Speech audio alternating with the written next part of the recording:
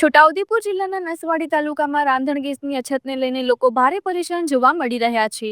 નસવાડીમાં આવેલી Kuber Indian gas agency બહાર વહેલી સવારથી જ ગેસ સિલિન્ડર લેવા માટે ગ્રાહકોની લાંબી કતારો લાગી રહી છે. ગ્રામ્ય વિસ્તારોમાંથી લોકો ભાડું ખર્ચીને અહીં પહોંચે છે, પરંતુ કલાકો સુધી લાઇનમાં ઊભા રહ્યા બાદ પણ ઘણા લોકોને ગેસનો બાટલો મળતો નથી. ધોમધકતા તડકામાં લોકો પરસેવાથી રીપઝીપ થઈ લાઇનમાં ઊભા છે.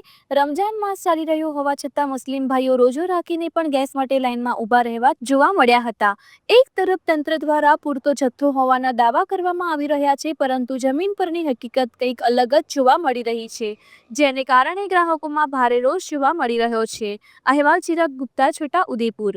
તમે જોઈ શકો છો આ લાઈન પડી છે બોટલની, બહુ અછત છે બોટલની આગળ, અને પબ્લિક હેરાન છે. બોટલ મળે એવું પોઝિશન નહીં. બસ 1 કલાકથી ઊભા રહો છે અહીં.